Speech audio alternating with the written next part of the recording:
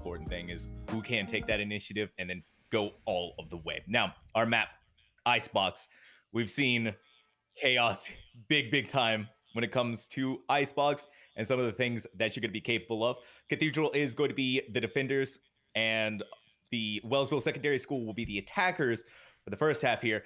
The agent select is already having me very interested, Hazak, because I'm seeing a chamber. Wellsville a little slower on the picks, but the chamber coming out. That's always an interesting choice. Yeah, that it is. I think this guy used to be the staple agent pick on a lot of maps, really, just due to the sheer firepower and also flexibility in setup, how you could take back those rendezvous whenever you want. It cut down on rotation time, always there for a free pick, not as strong as it used to be. And while there is still an argument to be made for Chamber on some maps, such as Lotus, for example, or even Fracture if you wanted to get creative with it, I don't think Icebox is the place. However, we've already seen these HSEL games before throw some interesting ideas about. Some of them stick, some of them don't, and I'm excited to see where Jinx looks to take this pick. On the opposite end, still hovering the choices, but let's make sure that Fortnite fan is reminded that this is in fact Valorant. We'll be picking Killjoy in the end, it seems. And Killjoy is always a safe option. Yeah. Now here's the thing too: the controllers, no Viper, right? No Viper means that any B-site pushes are going to be that much more difficult. You still have Omen and you have Brimstone. Those are respectable agents in their own right. The extra utility that you get out of a Viper, I don't think can be really understated, especially when it comes to taking B. Having that extra cover to be able to initiate onto site from the wall. Even a Harbor, right, would have been, I think, a more interesting choice. We've actually seen a few teams run the double controller with Viper and Harbor taking up both those roles as well. And the difference between those two agents is that Harbor also gives you a lot of flexibility in the late round because you're not set firm in the exact same setup that the toxic screen provides, because once it's placed, it's placed. But I guess in some ways, Omen does offer a similar level of flexibility, but you're not getting the same kind of wall that you would out of a Riptide, for example, right? So it's not cutting across those angles. The main thing to focus on me for both teams when it comes to an execute on B, for example, will be the fact that they've both got a Sage in the comp. So you do still get the barrier orb, and that will limit the amount of damage you're taking and, cut up some more of those difficult angles.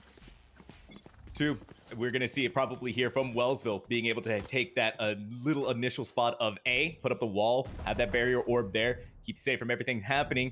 Jinx, being a little bold, wanted to go up a little further, took a smidge of damage for their efforts, but yeah, it's gonna be the A site, full site push from Wellsville. Look at this really fast flank from Cathedral Prep. I'm not sure if Wellsville know all too much about it or not. It looks like Snow Bunny is trying to trade shots with their opposite number here, and Chorg will pick up the first, gets the overheal, but there are more players looking to trade, and they'll do it immediately. Wasn't even able to get away. Hunted down, but at the very least, you managed to get a kill. What are you doing, Subdued Healer? You're just gonna take the ropes right into Snow Bunny. A clean headshot from them is gonna put that to bed. Fortnite fan, another kill for them. Is just gonna hold up high here on the ground, make that 3 kills with this one player. Now, Jinx, a 1v4. Oh, one headshot. That's one way to do it. That's one way to start it. Evening things back around, isolating things as best you can. Has the shorty too. Has set down their TP. Things get dicey. Missed the first shot, but still another opportunity to right the wrongs. Only one bullet left in this, Oz, and I'm getting scared for what Jinx is gonna have to do. No more left. You got a shorty. You're gonna have to go for those close range engagements. I think you're just playing for exits at this point. I would love to see Jinx try and make something happen, but the angles are set up already. There's a crossfire from the contact moving back towards Rafter, but so many sound cues being given off. Just shoot Snow Bunny out of the sky like a game of duck hunt with the shotgun, but it is the pistol round going towards Wellsville. I mean, really, you got to think about it. Wellsville was playing that so slow, but that kind of worked out in their favor. Wait for Cathedral to make the mistakes. Chorg getting the initial pick, I mean, it was so beautiful, but then they weren't able to get the escape vector. They stayed there a little bit too long, paid the ultimate price. And then Jinx, I mean, what a showing from them. They tried their best. You can only do so much with a shorty in a 1v4. And so I think being able to walk away with what you did is impressive in and of itself. But Wellsville, just going for that A push once more. We'll see what's going to happen this time around. Yeah, looking at the rigidity of the chamber setup as well, it does mean that coming into the retake, it's a lot more difficult to get that value. So if Jinx had been one of your players on the site, then it's a completely different scenario, you almost feel. But yeah, like you said, Wellsville sort of fighting their way out of the corner this time. Snow Bunny going on the front foot, taking the head of Subdued Healer, as they are exactly that. The healer is subdued, and they have the first blood. It's always these Reinas right now, able to find it. Oh, Fortnite fan is still on this high ground, still getting the kills time and time again. Blinded Snow Bunny has to readjust, but that's going to give Chorg a second to get away from all of the action here. Wellsville in complete control, but has not planted that spike. Chorg only 8 HP too, hit with a paranoia. That's going to keep them locked down there for a second longer. But Wellsville still hesitating to plant that spike. Yeah, they're playing this very patiently, but I don't blame them. They found all the kills so far, and Snow Bunny will connect another one onto their tally. Chorg snatching one back. And yeah, it's just about keeping these weapons hot to make sure that bonus is a little more healthy. But right now, looking to be okay, and Snow Bunny's already out for 3. Snow Bunny is having the time of their life with this Guardian. Up again here in Rafters. Snow Bunny's just having fun there. Actually, a bunny hopping all over the place. Jinx somehow walks away with that kill against Sloppy Mars, but only 5 HP to their name. All you have to do is sneeze on them, Azza, or shoot through the wall like Snow Bunny did. And walk away with a 4K. That's great awareness. Fantastic awareness from Snow Bunny there, knowing the position of Jinx, the retaking through Rafters yet again. And once more, like I said, it's that chamber player, the last left alive, trying to be the difference maker, but unable to do so. And it's this reoccurring theme that we see quite often in these games as well, that it is the agents you expect to see towards the top of the scoreboard that end up doing it. You know, your Reinas, your Chambers, those players who perhaps have a little more confidence than their teammates, of course, being limited to the fact that you are in with your team, your team is comprised of people from your high school or your college. The options you have in terms of the roster are sometimes a bit limited, and that means that there are these star performers that usually light up the way, and Jinx is one of them. Jinx is absolutely one of them. Was able to get 2 kills onto Wellsville in their for their first attempt to go towards B, just hiding out on top of crates. And sure, they go down, but look at the damage they did to KJ and to Omen. Yeah, and look at this fight back from Wellsville again. They're just so aware of the flanks that Cathedral Prep keep propping up to try and dislodge them with. And they're very happy to just sit on this position as well, Wellsville. I mean, while they've got a couple of players low on HP, so there is a inhibit advantage here for Cathedral Prep, and the positioning as well also favors them if this does fruition, it does sort of realize into a B hit. And they're just looking to punish these over-aggressions, but nothing more coming in, and time's starting to run low. Time is starting to run low. A couple of bullets in through mid. Now it's going to be the A-side attack. But on B, this is going to be interesting. It looks like they want to go for that long flank. Chorg on the other side here. Are they going to get the kill? They are. Fortnite fan, none the wiser. Now it's going to be this. He spins back away, right back into it as well. Chorg gets the second one. It's the 1v3 Wellsville on the back foot this for the first time in this matchup. Was something that I think we were expecting at the very least for the bonus round. And Reflux, as clean as ever, walks away 5 HP. Now it's time to go gun shopping. A really good round from Cathedral Prep.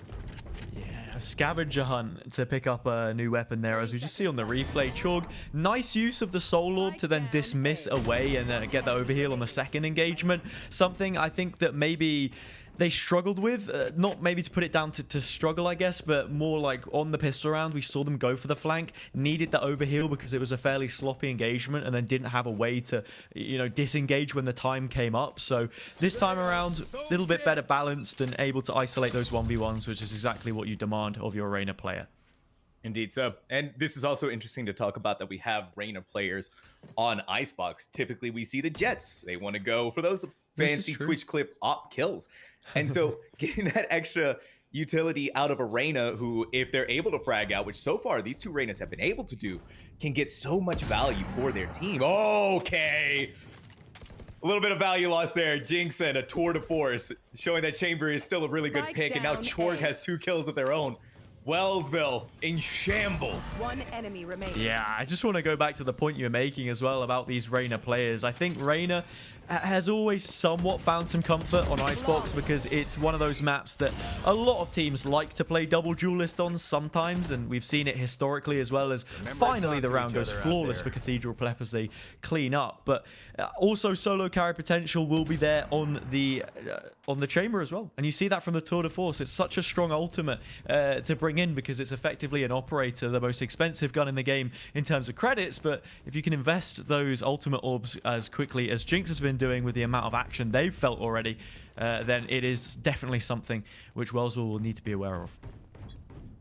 And here it is, another, it's a light buy for Wellsville. They weren't able to get anything out of the gun round that they did have against Cathedral. And so this is another opportunity for Cathedral to convert into another round. It's all going to happen here in 2, but how does Chris do that? 19 HP is what they walk away with inside of Kitchen. I cannot believe that they're still alive. Fortnite fan turns it back around. But look what's happening here. Chorg in the back line.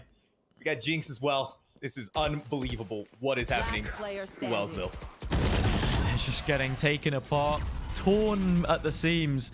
And Cathedral Prep walk away with yet another round. Now they have the advantage after the initial Wellsville dominance that we saw. And it's a double-edged sword, the sort of patience that they've been playing with a lot of these rounds, because Cathedral Prep are now starting to notice these gaps in what the offense looks like and punish them tenfold for it. Chorg making a lot of space, covering a lot of ground. And yeah, Sloppy Mars was just sat back in spawn, holding on the spike when the rest of their teammates were moving through mid and making that injection of space. So no real capitalization off the back of it, and that is also your sole initiator player, so missing out on some key pieces of utility perhaps to make their lives a little bit easier.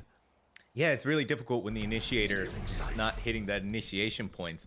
Single uses the paranoia. That's going to scare away Chris from inside of Kitchen. Might give them the opportunity, but no follow-up. Chris is just going to go back in and reclaim all of that lost space. Use the molly. Really prevent them from making the... Okay, Chris. You're just going to make a swing like that. Sloppy Mar is still hiding out in the back line, but Chorg gets the trade almost immediately. And so still Cathedral Prep has the numbers advantage. And with the way that Wellsville is playing, how slow they're going, it's going to be a really rough pinch for them here. They're sitting at yellow, now flushed out by the orbital strike and the kill 2 on top of that. Chris gets 4 kills for Pazza. I was just about to say that Chris should rename to Gordon Ramsay because he owns the kitchen right now, but then even on B, the impact is felt, and he turns up the heat in many ways. Turns on the stove, the cooker, and just burns those last 2 players to an absolute crisp, flushes them into his crosshairs, and closes out the round for Cathedral Prep. Something I wanted to note on as well there, Single, I like the positioning in towards mid. A lot of the time, your controller player makes a very good lurk on this map, especially Viper, but of course, we're using the Omen this time around just to play for something in the late round. But I mean, they're even taking space early on. Not too bad, but nothing too much found when Chris is on the hot streak that they have been. Absolutely, and I want to say too, for how Cathedral Prep is playing, it's typically working together. They have the numbers in their advantage. So when you see Wellsville having these flanks, Chorg, it's another kill. Now the Empress inside of that. Get back to the note, but no one here is stopping them. They're still getting away with another kill. Camel Boy none the wiser. Now Chorg has the 3rd in their pocket. The only one left alive is Snow Bunny. They don't have very much in the way of firepower with a Spectre in their hands. And Chorg is overhealed. They have Empress, and Chris is just going to come and clean that up. But to go back to the point I was making, Haza, they work together, right? So if one person goes down, usually another one's there to trade it out, like what we saw in the previous round, where, you know, you're leaving behind your Fade. Sloppy Mars is on there. Sure, they're able to get 1 kill, but it was immediately traded out. And you can argue the contrary for why things aren't working here for Wellsville as well. You saw the position of Snow Bunny on the replay up towards Rafters.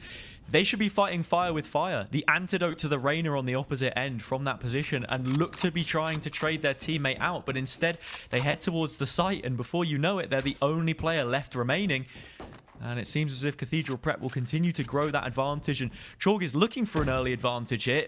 Nearly clashing heads with that Reyna yet again, but able to avoid for just a moment. Spots the gun muzzle and now sees the player, but still no contact made. Chorg is just having the time of their life. And inside of the utility was Single. Too easy. So Chorg is just going to walk, it's just going to press W and start clicking heads. Yeah, and that's the brilliant thing about the two agents which are leading the way for Cathedral Prep right now, the Chamber and the Rainer. Both of them sort of filling in similar roles to what your Jet player would also be doing here if they had an operator, or even if they were on a rifle for that matter. It's being able to take these fights and then disengage so quickly. It allows for them to have these really aggressive setups where they look for peaks, which you can only do if you're filled with confidence, something that both of these players have in number. And even now, Jinx has picked up the Odin just to add salt to the wounds of Wellsville.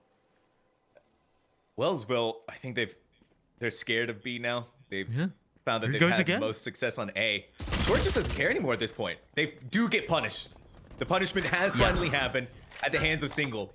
And it seems like Wellsville has found sort of the ways that Cathedral likes to play so far. When you're out in the open like that, Camo Boy, Jinx is gonna have the time of their lives. Yeah, some of these usernames are actually quite funny because Camo Boy was the furthest thing from being camouflaged in that situation. The same way that Subdued Healer has been subdued as I'm saying that. Single with a single kill. Everything just poetic, but, well, I mean, up to 3 now. So maybe the streak of, good words has been broken as it is a 4 versus 1. And it seems that Jinx is now the one who's been jinxed again into another 1vx scenario. But can they dig themselves out and lift the curse this time? Perhaps they can. Unbelievable. They have a lockdown concept. They could use that to try and stop this approach. You cannot give Jinx this ace if you're Wellsville. That is going to take the mental. He's just going to walk right into it. He sees it right there. He gets the ace. And he's going to get the defuse too. Jinx! Not a jinx, more like a blessing here for Cathedral Prep. Took on the 1v5, made it possible. Fantastic. The 1v4 rather, but still, I cannot believe that they could do that. It was all stacked against them, the lockdown, the everything. Well, Subdued Healer the first to fall. The Sage was burned, but that was able to lift the curse for Jinx, who now gets the 1 versus 4. And yeah, I mean, this is a player who is very capable. I think the lockdown in that situation even somewhat helps them because it's a time-sensitive situation. The Killjoy's position is then given away when you have so many angles left to clear. And it makes the situation somewhat a little more simplistic. And instead of Fortnite fan deciding to use that ultimate to play off of and, react once it is broken, they get caught in the crosshairs and Cathedral Prep now have their first half advantage. There we have it, Chorg once again walking through. Now it's just, is this going to be a meat grinder? Oh, Jinx, there's no way you're doing this. Are you going to get another ace? Thankfully, it's been stopped there by Camo Boy. That was still a massive amount of damage for one person to be able to do against Wellsville. Cathedral Prep still has the advantage. They're trying to decide what they want to do. Camo Boy is going to go ahead and commit it. But now Reflux has made their presence known. They get a kill, trade it out. It's a 2v2. Snow Bunny still here, still fighting. It's all up to Chris, this operator. A hope and a dream. Oh, beautiful. Is Camo Boy going to push that? They can't. They have to. They got to get the spike. Yeah, and Camo Boy being the same player, which just then looked to be working out where the res button was to pick up Snow Bunny, nearly bailed their team out because that is another player who has been dominating the server right now. But we'll have to navigate this A approach. And like you mentioned, Chris has the operator. I'm not sure what Camo Boy is actually deciding to do here. They eventually will back up and go for the B hit after giving away quite a few audibles, trying to navigate past the sky smoke. And Chris will be checking all of this, but still has a good read and should rotate just in time. And speaking of time, there will be enough for this spike to get planted. Spike planted.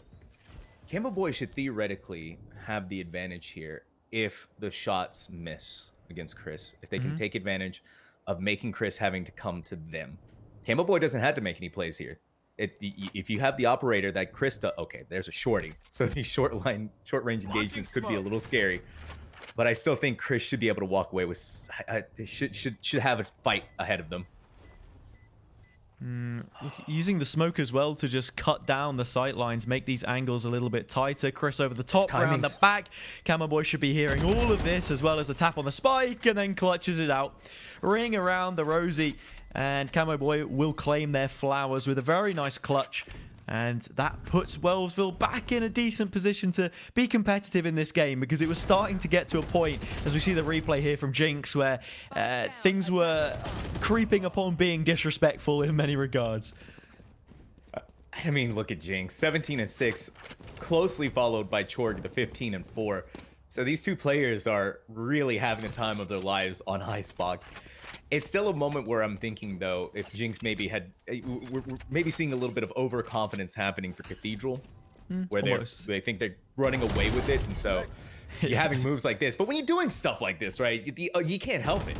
Ozzy, you just gotta go for it. You really can't. Confidence misplaced? I don't think so. Jinx, the shots aim true, and they find single. Same can't be said for Chalk. Not quite able to make that one stick, and it's a sloppy fight with Sloppy Mars. Chris finally deals that damaging blow, and Camo Boy yet again out in the open. Nearly had the frames to scope in, but goes for the no scope, and yeah, you've got to be wishing on a star if you want that one to land. Yeah, this isn't, unfortunately, not Call of Duty. Can't be landing those no scopes like that. It's not a Marshall either. Yeah, it's not a Marshall either. So what are you going to do in those situations except for hope, like you said, wish upon a star?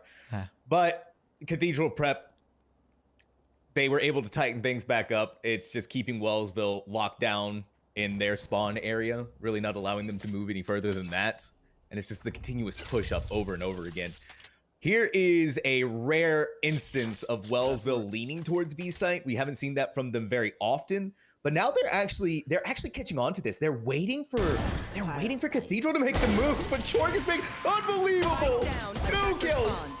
Looking towards another one, hits the dismiss. Back to safety. Cathedral Prep, they're still making the work happen here. It's gonna be Chris through 2. Wasn't able to find the shots on the single, and now things might be turning around a little bit more. And as I say that, it still could possibly be a Wellsville. Okay, Chris, still alive, still safe. The Odin spray down mid. Fortnite fan trying to fight for their life. 30 HP, has to get the spike. They have utility. They have different ways to handle this. They're just gonna make the swing again. They're gonna try and fight Chris. But Chris's aim, they're feeling quite crispy. Yeah. Come at the king, and you best not Chris, because they're hitting all the shots right now. 9-3 to Cathedral Prep, right? They have the advantage here, and looking at the aggressive play style as well, I expect this attack to be devastating. Wellsville need to try and find a way to slow this down.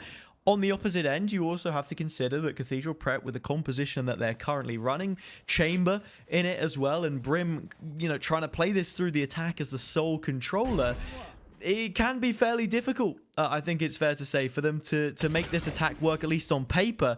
When you consider the form that they've been on, however, yeah, it's looking to be quite a skewed picture. It really is. I think for what we're going to be seeing here, Wellsville had a really good first pistol round, right? It worked out super well for them. It was so clean. Then they were able to take the second round from there. The question then becomes, was that just because they were attacking? Maybe Cathedral Prep hadn't completely prepped for this. It's easy. It's just easy like that when you're trying to put down your barrier orb. It's going to happen like that. We're still seeing the continuation of the storyline of Wellsville having really good pistol rounds against Cathedral Prep. Now the numbers advantage are on their side. Gonna try. Chris is stuck here. Gets the 1 kill. Even things back around against Fortnite fan. No more worrying about utility, but Sloppy Mars. I would say just wait for your team to get there.